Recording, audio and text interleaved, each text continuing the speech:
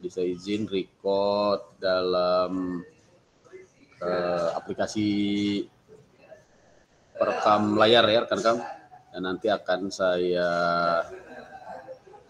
upload di YouTube ya. Jelas ya. Baik, untuk materi sudah saya siapkan tentang sebuah, ini tema kita yang ke-6 ya, pertemuan ke-6 ya rekan-rekan. Jadi harusnya tinggal sekali lagi ya. Nanti kita lihat. Jadi kalau jadwalnya tinggal sekali lagi. Kemarin sudah UTS ya. UTS memang ada sedikit kesulitan mungkin ya. Pertama di soal tentang putusan ya. Jadi rekan-rekan saya minta mencari putusan pengadilan pajak, putusan pengadilan ya. Kemudian melakukan analisis bagaimana penerapan filsafat hukum oleh hakim ya di dalam putusan tersebut. Nah, saya kira itu memerlukan effort, makanya diberikan waktu lah ya untuk rekan-rekan bisa mengumpulkannya. Itu untuk UTS. Baik, kita lanjut ke materi kita.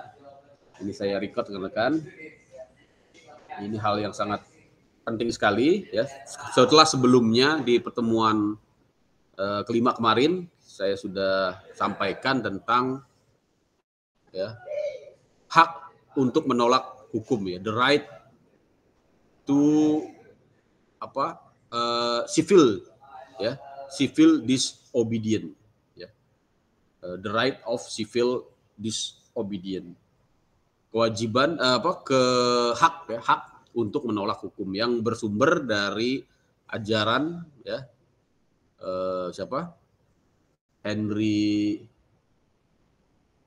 David Henry ya, saya lupa kemarin itu siapa, yang memberikan pemahaman bahwa hukum itu ya haruslah hukum yang adil, hukum yang bermoral. Ya, maka ketika hukum tidak menunjukkan korelasi dengan moral, maka di situ timbul yang namanya the right of civil disobedience ya. Rekan-rekan ya. Nah, pada kesempatan ini sebaliknya kita akan masuk ke pemikiran filsafat hukum yang sebagai lawan ya. Dan ini Pak Aidil sudah datang. Sebagai lawan dari pemikiran sebelumnya ya yang menyatakan the right of civil disobedience, maka kita masuk ke pemikiran yang sebaliknya, yaitu the duty to obey the law ya rekan-rekan ya. Nah, pemikiran ini pertama kali kita kutip ya, kita ambil dari Hans Kelsen, tentunya sebagai ya, tokoh yang sangat terkenal dengan pemikiran positivisme hukum dan teori Gunomnya ya, teori Stephen Bow.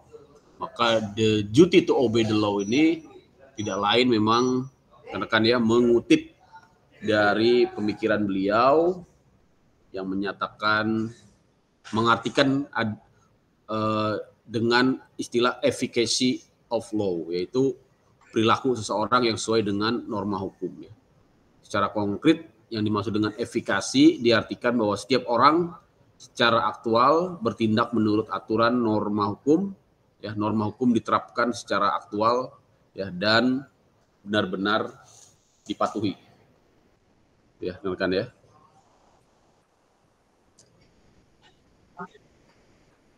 Nah, mengapa norma hukum tersebut memiliki kekuatan ya mengikat dan dipatuhi ya, atau yang disebut dengan efficacy of law tadi? Ya, ini kita ambil pemikiran dari ya, tokoh yang dapat menjelaskannya, yaitu Christopher Heltz ya.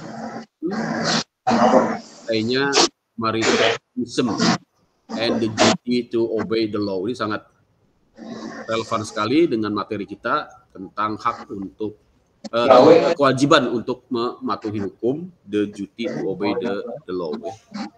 Jadi beliau mengatakan dalam esainya mengeksplorasi tentang tuntutan kepatuhan warga negara terhadap negara, menurutnya keharusan kepatuhan, ya, keharusan kepatuhan warga negara untuk menerima, ya, menerima paksaan politik, ya, atau penerapan hukum oleh negara merupakan jawaban yang fair terhadap negara atas jasanya menyediakan manfaat sosial. Jadi, ya, ketika ada tuntutan kewajiban untuk patuh terhadap hukum, ya, mematuhi norma-norma hukum, maka sebenarnya tidak lain merupakan, ya, teori ataupun filsafat timbal balik, ya, mana negara juga secara fair, secara adil, ya, secara moral juga harus, ya, menyediakan manfaat sosial bagi warga, ya. Itu rekan-rekan ya. Di Pak Aidil, mohon izin Pak Aidil di mute dulu, suaranya masuk. Oke, terima kasih. Ya, rekan-rekan ya. Jadi oleh karenanya kita harus sadari, ya, jadi berbagai kemudahan yang diberikan oleh negara, misalnya jalan raya, pelabuhan, pendidikan, pelayanan kesehatan, ya, kesempatan kerja, keamanan, ya, termasuk rekan-rekan semua yang bertugas di bidang keamanan dan sebagainya, ya, maka, ya, kewajiban masyarakat untuk menaati hukum karena adanya fasilitas-fasilitas tersebut, ya, misalnya kewajiban membayar pajak, ya.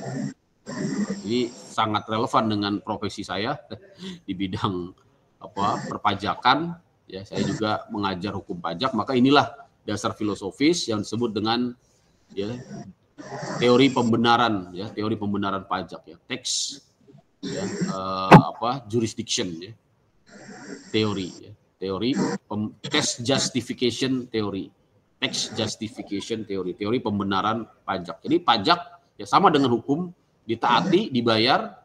Kenapa? Karena ada teori-teori pembenaran. Kenapa dia benar, ya, untuk dipungut? Kenapa hukum itu benar untuk ditaati? Ya? Karena adanya berbagai teori-teori pembenaran. Yaitu pertama, ya, kalau di hukum pajak, misalnya teori timbal balik, ya, atau teori asuransi, istilahnya, ya. Jadi dijelaskan seperti itu. Atau teori kepentingan. Ada, ya, perumpamaan seperti halnya sebuah perikatan, ya, jual beli atau perikatan asuransi di mana negara menyiapkan jaminan keamanan dan warga negara membayar pajak dalam rangka seperti, ya, seperti konsumen asuransi yang membayar premi kepada negara. Rekan-rekan, ya, di pembenaran ini dapat kita sampaikan, ya, dalam rangka sosialisasi ataupun melakukan edukasi pada masyarakat dalam, ya, mentaati hukum. Jadi Wellman di sini juga mengakui, ya, tidak semua orang, ya, tidak semua warga negara, ya, merasa bahagia, gitu, ya, sebagai warga negara, ya.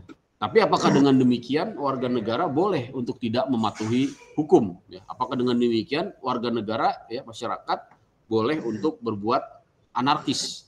Ya, tentu di sini kita sampaikan pendapat dari beliau, tentu jawabannya adalah tidak. Ya. Alasannya kenapa? Karena negara memberikan manfaat yang krusial, ya, yang sangat penting, tidak tergantung pada kebahagiaan 1-2 individu, gitu, ya. Kira-kira seperti itu, rekan.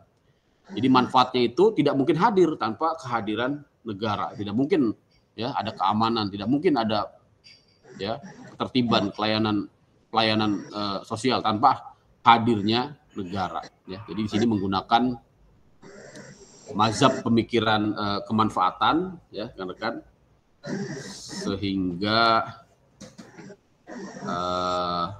menjadi pembenaran terhadap kewajiban untuk mematuhi hukum, gitu, ya. Yang terakhir, negara tidak membebani warganya lebih dari yang diterima akal sehatnya. Jadi kalau memang sudah, ya, terjadi, ya, batas-batas, ya, hak asasi manusia yang dilalui, memang ini yang menjadi batas, ya, civil disobedience. Tapi selama negara tidak, ya, melanggar, ya, hak-hak asasi, ya, tidak membebani warganya lebih dari yang diterima akal sehat, ya, maka di situ tidak ada alasan untuk masyarakat, untuk rakyat melakukan tindakan anarkis yang bertentangan dengan hukum. Ya, itu pandangan-pandangan filosofis yang dapat kita manfaatkan, ya, sehingga ini sangat bermanfaat sekali, sangat relevan sekali dengan tugas-tugas kita ya sebagai para penegak hukum. Ya, penjelasannya ini bisa kita lihat ya. Pertama, masyarakat tanpa negara tidak akan ya ditemukan. Ya, masyarakat harus ya berada di dalam suatu negara. Kita bisa bayangkan ketika masyarakat itu stateless, tidak memiliki negara, ya, jadi sama statusnya seperti seorang pengungsi, ya, dapat diperlakukan oleh negara manapun, ya, atau tidak memperoleh perlindungan ya hak-hak kewarganegaraan tanpa adanya negara. Ya. Pak Aidil, mohon izin Pak Aidil, bisa di mute Pak Aidil. Ini masuk suaranya. Masuk, ini videonya belum. Oke. Saya tempat ya agak sedikit tadi kebetulan masih di kantor. Oh, di kantor, oke, siap. Lanjut Pak. Oke, siap. Terima kasih. Jadi ini teori-teori yang bisa kita manfaatkan ya untuk melakukan penegakan hukum. Ini sangat relevan sekali ya Pak Aidil dalam tugas kita ya. Ini nanti akan saya share juga materinya ya, terutama di bagian yang melakukan sosialisasi kepada masyarakat ya, saya kira di bidang humas ya, di bidang edukasi ya, di kantor juga ada saya kira ya. Jadi dasar-dasar ini ya bisa kita sampaikan kepada masyarakat ya dalam rangka kewajiban untuk mematuhi hukum yang tadi, karena ya negara itu ya memiliki fungsi yang sangat krusial. Ya, kalau tidak ada negara, maka kita dapat bayangkan ya tidak ada tatanan ya, yang ada adalah konflik yang terjadi di mana-mana. Ya. Yang kedua, seandainya manusia itu misalnya berkehendak baik ya dan tidak melanggar hak moral pihak lain, sangat tidak masuk akal untuk berpikir bahwa setiap orang memang bersedia tunduk pada tuntutan moral yang ada. Jadi studi sosial juga mengatakan bahwa seandainya, apabila diandaikan manusia itu semuanya umumnya berkehendak baik, ya, karenanya tidak ada yang melanggar ya hak moral pihak lain, ya, dalam kondisi itu pun tidak masuk akal untuk berpikir bahwa setiap orang memang bersedia untuk, artinya apa? Memang tadi ya pembenaran untuk taat kepada hukum itu, karena memang tidak dapat dipastikan gitu ya bahwa setiap orang itu akan berlaku ya baik gitu, berkehendak baik ya. Ya kira seperti itu ya rekan-rekan ya. Ini bisa nanti rekan-rekan explore lagi bagaimana pandangan-pandangan filosofis untuk mematuhi hukum ya dalam keadaan tanpa negara ya, stateless tadi, maka korban-korban kejahatan ya atas nama keadilan ya menghukum para pelanggar hukum ya, atau yang kita kenal dengan apa istilahnya peradilan jalanan gitu ya, main hakim sendiri ya. Maka apa di sini ada 3 kompilasi buruk yang dapat kita sampaikan ya. Ini edukasi awal ya Pak Aidil ya, kalau kita sebagai dosen ya ataupun sebagai memberikan penyuluhan ke masyarakat, kita sampaikan ini ya. Karena tadi tanpa adanya negara yang menghukum secara legal melalui due process of law, maka korban dapat saja ya menghukum orang yang tidak bersalah ya, karena tidak ada pembuktian, tidak ada proses gitu ya. Yang kedua, korban memberi hukuman yang berlebihan, tidak ada ukurannya ya. Apakah semua pencuri harus dibakar gitu?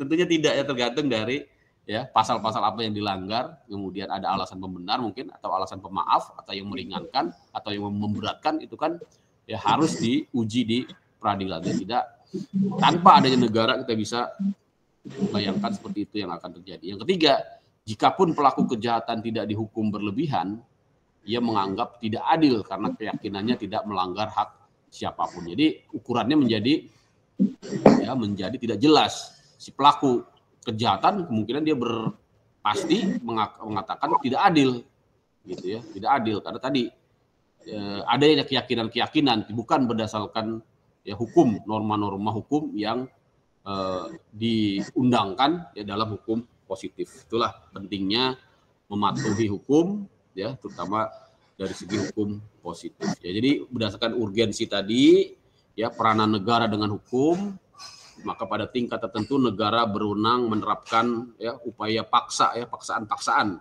tapi tentunya dengan pembatasan ya. Pertama misalnya dipandang niscaya untuk mengamankan ya berbagai manfaat yang memang vital bagi jadi pemaksaan ya, pemaksaan upaya-upaya paksa itu dalam rangka apa tadi, mengamankan ya berbagai manfaat. Nah ini ya yang memang vital bagi saudara setanah air. Ini pas banget ini sama Pak Ari yang di Papua ini ya. Jadi ini memperkuat ya semangatnya. Siap, Prof.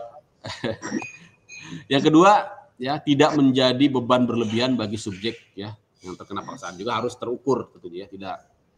Itu memang prinsip umum ya di dalam melakukan upaya-upaya paksa ya, termasuk di hukum internasional ya. Di hukum internasional pun misalnya ketika ada intervensi dari negara asing ya, kita boleh melakukan tindakan pembalasan, retaliasi ya, defensif, tapi dengan ya upaya yang tidak berlebihan. Jadi harus sebanding ya, jangan sampai misalnya ya dilempar pakai ya seperti yang terjadi di Gaza itu kan ya, dilempar pakai apa misalnya, pakai batu, dilawan pakai meriam, pakai kereta, pakai apa tuh, tank gitu ya. Nah itu kan jelas melanggar asas-asas kepatutan dalam hukum internasional. Itu kita pahami juga di dalam kita melakukan penegakan hukum. Jadi secara internasional pun itu dianut. Ya rekan-rekan ya. Yang kedua, ya filsafat hukum yang bisa kita sampaikan dan juga harus kita terapkan tentunya, tidak hanya kita sampaikan saja. Yang paling penting kita terapkan tentang kewajiban moral natural terhadap sesama ya. Jadi mematuhi hukum ya, kewajiban mematuhi hukum itu berangkat dari moralitas juga. Jadi ya, di sini juga ada unsur moralitas, ada bahkan ada 3 di sini, 3 ajaran moralitas yang membenarkan ya, kewajiban untuk mematuhi hukum. Pertama, teori moral asosiatif, kedua teori kewajiban moral transaksional, dan yang ketiga teori kewajiban moral natural. Ini yang kita akan bahas yang terakhir, yang natural. Transaksional tadi sudah sebenarnya ya, yaitu adanya kepentingan ya, adanya keamanan, adanya timbal balik dari negara ya, dan sekarang kita yang natural.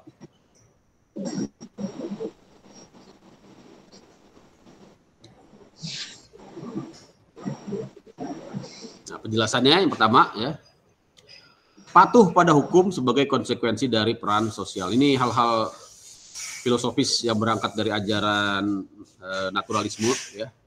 Kira bisa kita eksplor ya. Peran sosial menuntut kewajiban moral ya kan. Kemudian menimbulkan ya kewajiban ya tersebut ditimbulkan oleh peran yang bersifat wajib ya, tidak bersifat volunteer ya, seperti tadi Wellman mengatakan patuh pada hukum sebagai konsekuensi dari peran sebagai warga negara ya. Berikutnya apa rekan-rekan ya, ini saya kira bisa dipahami ya, teori-teori naturalisme ini intinya apa, kaitannya dengan moral ya, kewajiban atau kepatuhan kepada hukum tersebut karena adanya interaksi dengan sesama warga ya, dan penting ya dalam hal ini negara secara moral. Kemudian ada juga kewajiban yang bersifat volunteer ya, artinya berdasarkan bakti ya. Ini dari bakti ya, bakti. Jadi bukan bersifat kewajiban yang bersifat volunteer, tergantung kepada adanya kewajiban terhadap apa yang sudah saya nikmati dari negara ya. Ini biasanya terkait dengan pajak tadi ya, dengan pajak. Karena pajak itu menganut ya kewajiban yang bersifat progresif. Semakin kaya, maka pajaknya makin besar, gitu ya. Kewajibannya semakin besar. Tapi memang tidak berbanding lurus dengan fasilitas yang dinikmati, ya. Belum tentu yang paling banyak bayar pajak dia paling banyak mendapatkan ya reward ataupun keuntungan dari negara, gitu ya. Jadi memang Jadi silang ya, Prof. Tidak pas juga ini teori ini kalau dipakai di pajak. Jadi kewajiban bersifat volunteer tergantung kepada adanya kewajiban terhadap apa yang sudah saya nikmati dari negara. Kira-kira apa ini ya?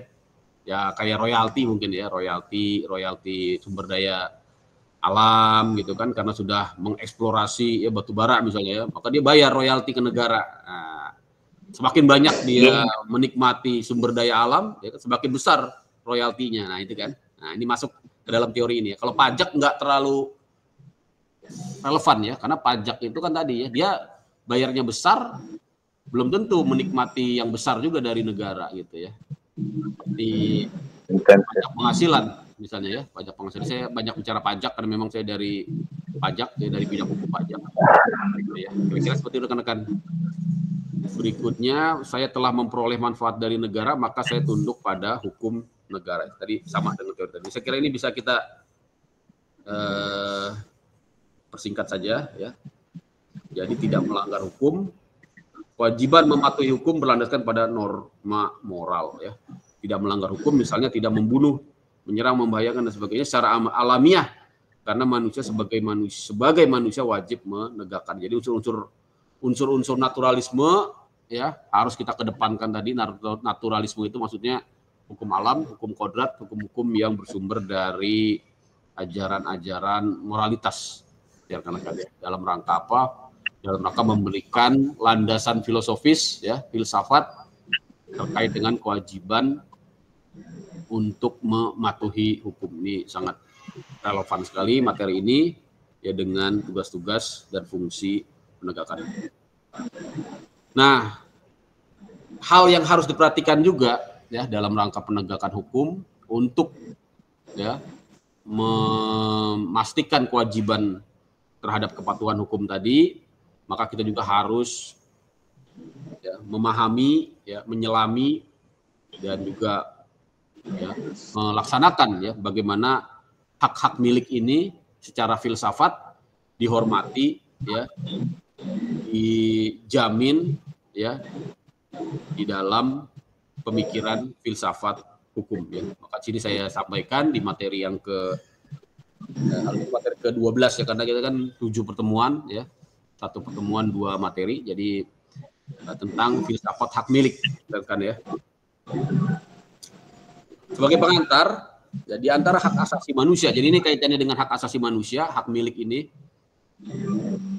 yang paling banyak dibicarakan akhir-akhir ini, yaitu hak manusia ya dalam hubungannya dengan suatu benda atau yang dengan lazim kita kenal dengan hak milik. Hak kebendaan. Hak kebendaan. Ya. Kebendaan. Ya rekan-rekan ya. Dari siapa ini? Dari Darji Darmo Diharjo Sidarta. Bahwa salah satu perlindungan hak asasi manusia ya, ini penting sekali, adalah perlindungan hak milik. Nah, hak milik ini memang tempatnya pada hak privat ya. Jadi dia masuk ke dalam hukum privat. Dia bersifat absolut ya, absolut. Dalam bidang hak kebendaan tadi ya. Zekenrecht. Hak yang dapat dinilai dengan uang ya, hak yang dapat dinilai dengan uang ya. Kalau bahasa Inggrisnya property ya. Property. Jadi property itu maksudnya hak milik ya. Property law ya, property law kalau bahasa Inggrisnya.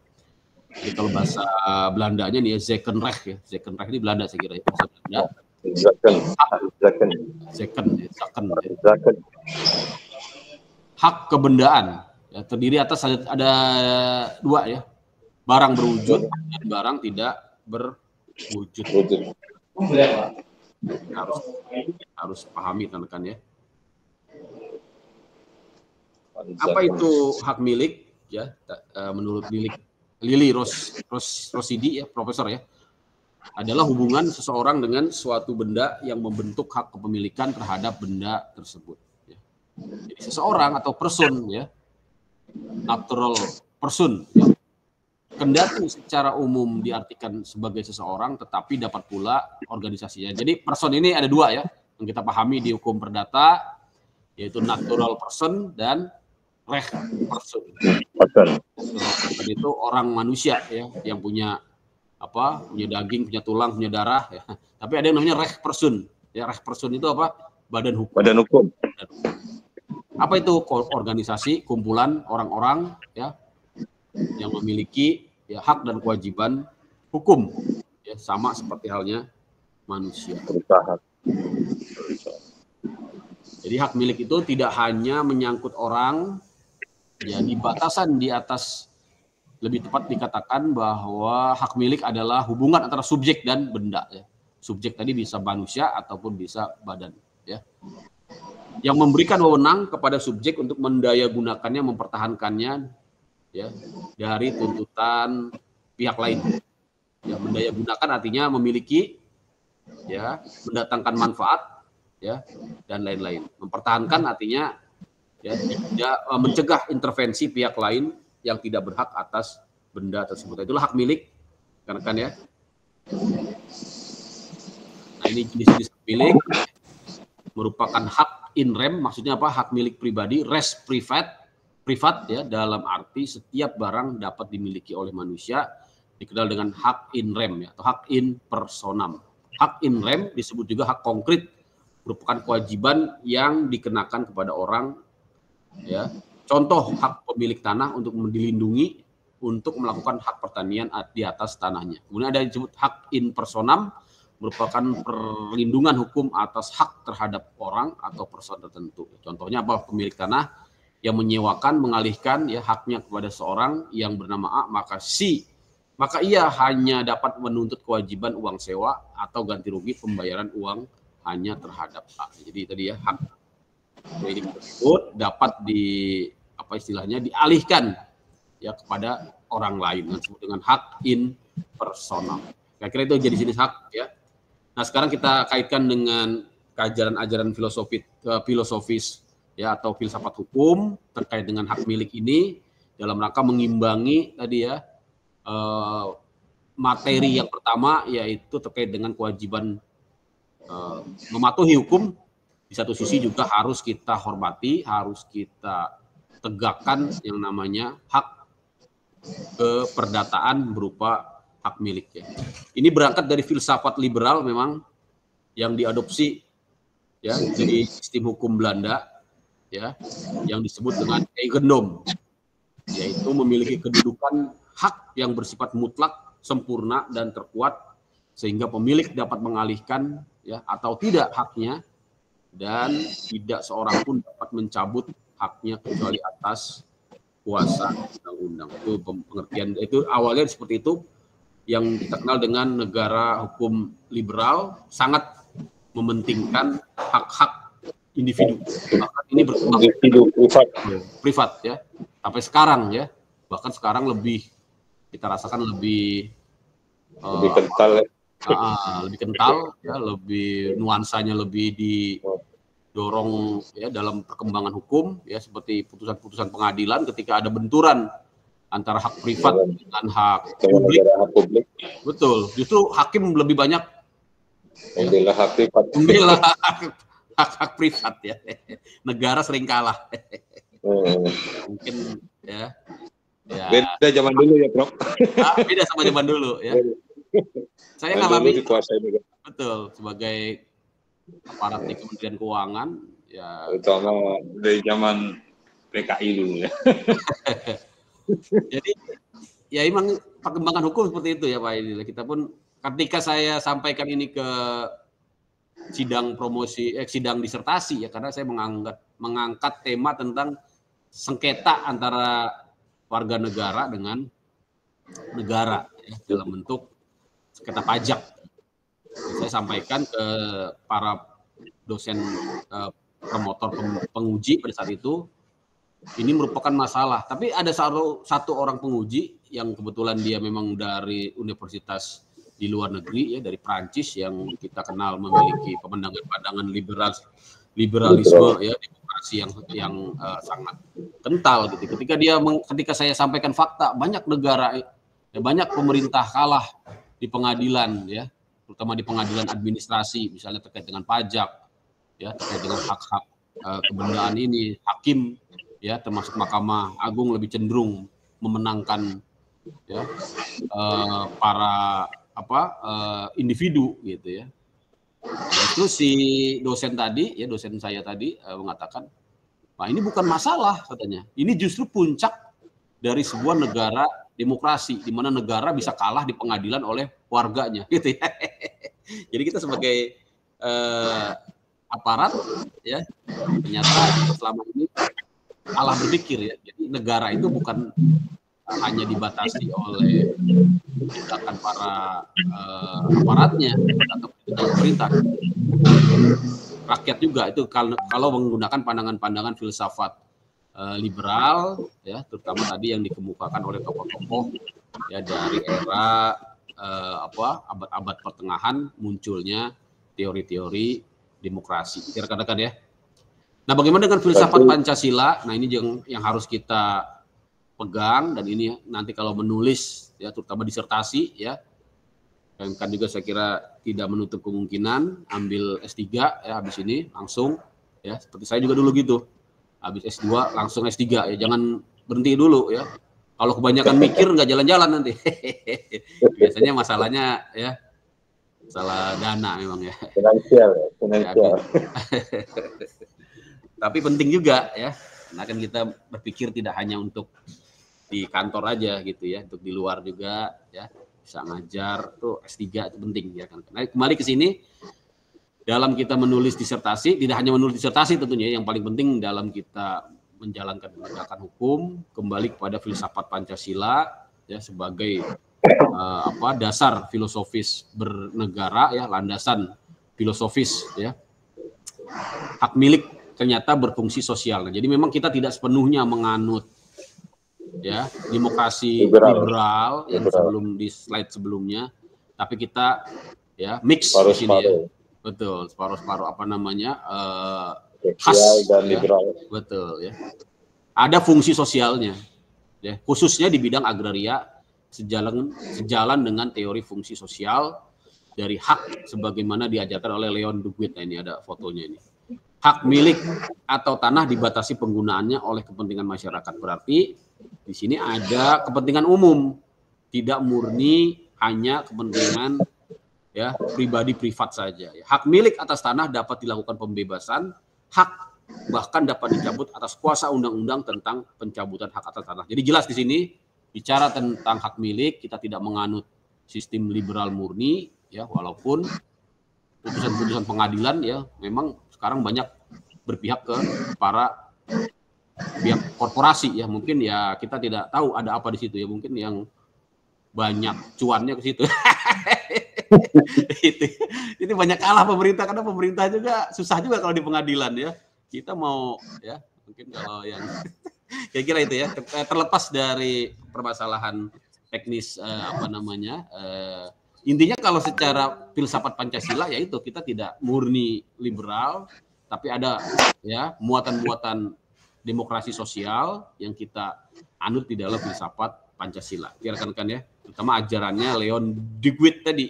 Kalau kita mau kaji ya dari sisi akar pemikiran filsafat ya terkait dengan hak milik. Dan juga secara historis ya ada pemikiran yang dicetuskan oleh Marxis ya, Karl Marx ya, memandang bahwa terutama dalam hal ekonomi ya, sosialis, komunis, hak milik individu justru ditolak. Tentunya kita tidak seperti itu ya, karena ini sangat ekstrim ya. Yang diterima hanyalah hak milik kolektif di bawah negara ya. Tadi Pancasila tidak seperti itu ya, jangan sampai Pancasila digiring ke arah situ, tentunya kita ya sudah menyimpang ya, karena penggunaan hak milik pribadi sebagai kekuatan ini menurut Karl Marx ya, dan ini bisa saja karena kan Pancasila pun kadang macam-macam ditafsirkan oleh para ya pencetusnya ya, para pimpinan ya. Ya bisa diperas-peras kemarin ini kita lihat ya. Kita pun harus kembalikan Pancasila itu ke jiwa aslinya gitu ya.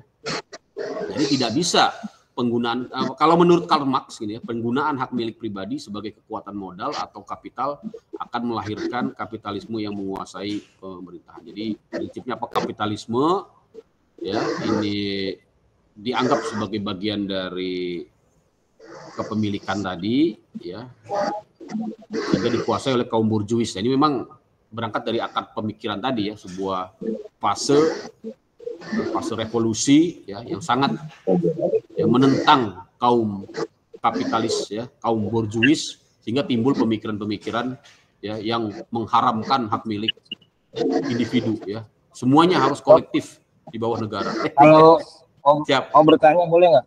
Boleh dong.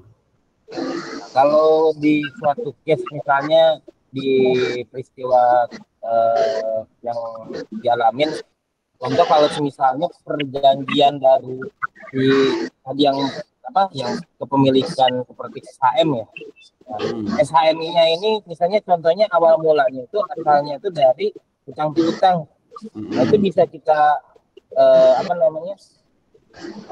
secara historinya bisa kita di flashback lagi nggak sah atau enggaknya gitu? Bisa. Jadi kita lihat ya, walaupun dia sudah ada bukti otentik ya, SHM itu kan masuk nanti ya, para pihak terutama ya, para pihak ya, termasuk juga aparat hukum juga ya, bisa menguji keabsahan ya, suatu ketentuan ya, suatu keputusan tata usaha negara. Jadi SHM itu dalam hukum ya Pak Anugrah ya, sertifikat dalam kacamata hukum itu masuk ke dalam keputusan tata usaha negara KTUN. Di mana itu mengujinya? Memang mengujinya di peradilan Pak Anugrah ya, di pengadilan tata usaha negara. Tapi yang bisa beracara itu adalah para pihak ya. Misalnya pihak yang merasa terzolimi gitu ya, karena penerbitan SHM itu dia bisa ya mengajukan pengujian keabsahan SHM itu ke pengadilan tata usaha negara. Sedangkan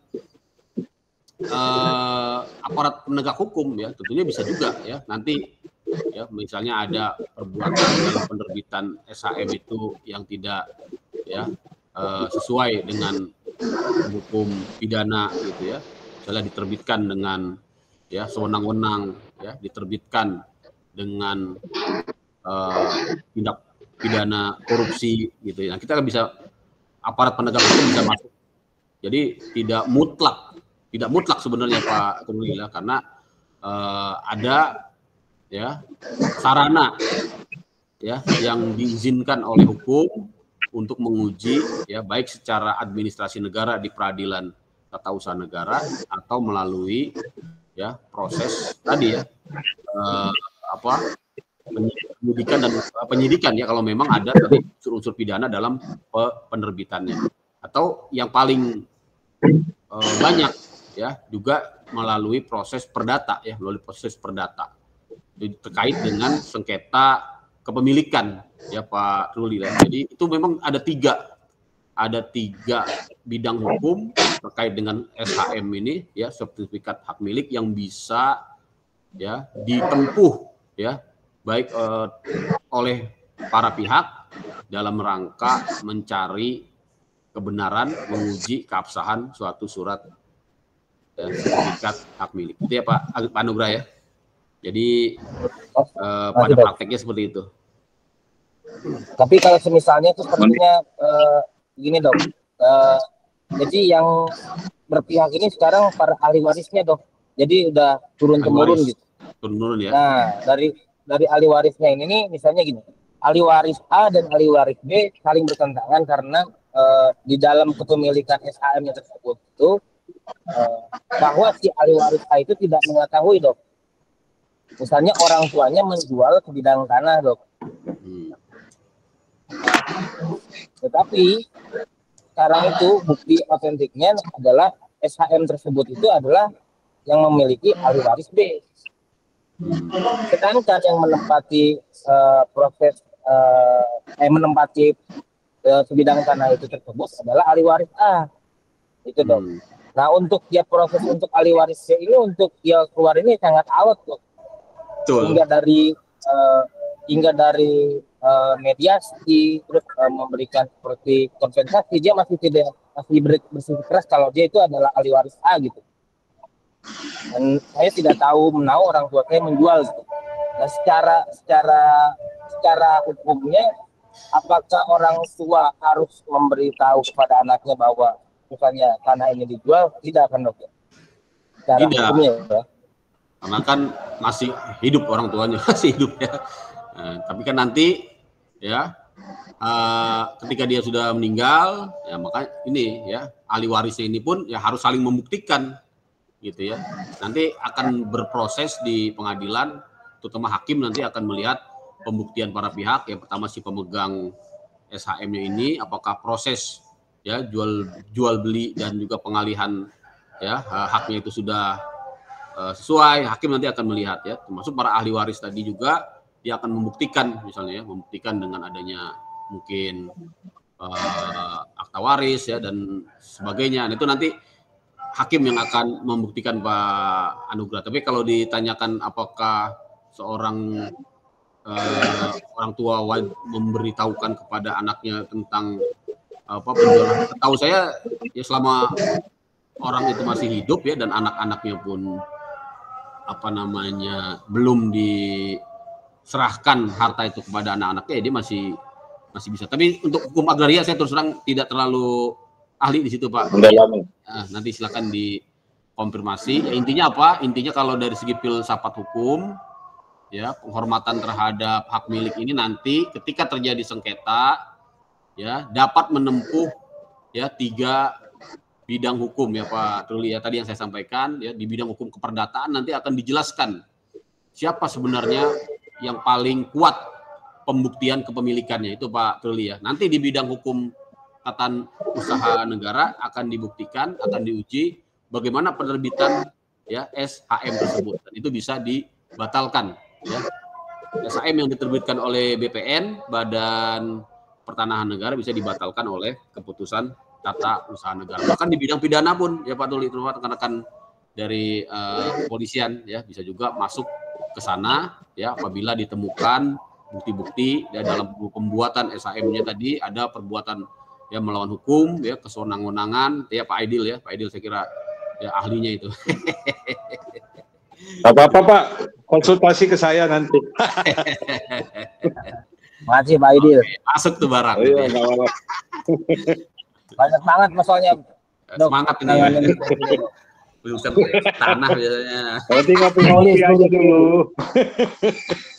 Ya. Baik, yang terakhir ini rekan-rekan ya tentang masih di hukum alam, sekali penting sekali ini ya, beliau ini tokoh yang sangat penting, Grotius ya, dan Pufendorf ini terkait dengan asas-asas alamiah ya, hukum alam dari sifat kebendaan di mana hak milik pribadi terjadi atas adanya ya pendudukan ya. Nah, ini sangat relevan sekali ya dengan hukum agraria tadi. Jadi dalam membuktikan kepemilikan Pak Anugrah, hakim juga akan melihat siapa yang secara fisik menguasai gitu ya. Jadi bukan hanya melihat kertas saja ya. Jangan gitu dong. Iya, bukan hanya melihat dari ini di banyak kasus saya seperti itu ya. De facto-nya. Karena di sini ada teori hukum alamnya ya dari Grotius ini ya. Nanti kalau Pak Anugrah atau Pak Aidil jadi kuasa hukum ya sesudah pensiun ya bisa pakai ini ya. Jadi menggunakan teori hukum alam, yaitu adanya pendudukan, occupation oleh seseorang atas suatu benda atau hasil ciptaan produk kerja. Jadi berdasarkan sifat manusia, hak milik pribadi lahir dari konsepsi hak asasi manusia. Ini tadi yang sudah saya sampaikan. Adanya juga teori perjanjian masyarakat ya. Jadi ini teori yang sangat dasar sekali. Munculnya hak milik pribadi tidak lain adanya karena hak asasi, dan kedua teori perjanjian masyarakat ya, di mana menempatkan hak milik sebagai hak dasar yang wajib dilindungi berdasarkan akal budi dan moralitas. Saya kira itu rekan-rekan. Nah, di sini ada 3 lapisan teori ya yang semuanya mendukung hak milik ya. Tadi mulai dari hak hukum alam dari Grotius ya, saya balik lagi ya. Kemudian teori metafisik dari Immanuel Kant juga memiliki ya 2 gagasan yang intinya sama ya, bahwa hak milik ini dihormati ya karena ada apa? Ada unsur moralitas yang harus dipatuhi ya. Gagasan yang pertama ya terkait dengan apa?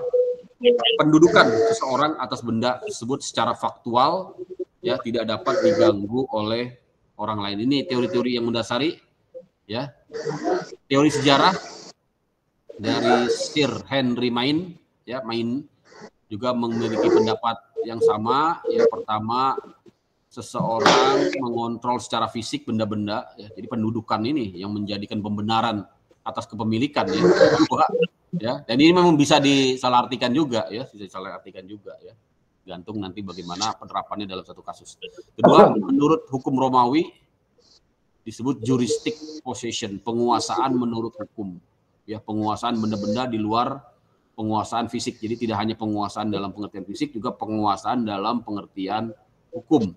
Ya, kepentingan seorang berevolusi menjadi kepentingan kelompok berevolusi menjadi kepentingan seorang. Saya kira itu ya rekan-rekan dari aspek teori sejarah. Ya, yang terakhir, siap? Jelas? Ya, nanti kalau nggak jelas dibaca lagi, ya, ditonton lagi YouTube-nya. Terakhir, teori positivis. Ya, ini yang teori yang paling belakangan, ya, paling modern, paling kontemporer. Jadi teori ini mengenai dasar milik. Ya, pada pokoknya sama dengan teori sebelumnya, yaitu teori metafisik. Ya, dan sejarah. Para penganut teori positivisme ini lebih menitik beratkan pada pengakuan atas ya penciptaan benda-benda baru dan hak kekayaan intelektual. Nah, jadi dari perkembangan ya teori tentang hak milik yang terakhir, teori positivisme ini memunculkan ya tentang penciptaan benda-benda baru dan hak kekayaan intelektual. Saya kira itu rekan-rekan ya.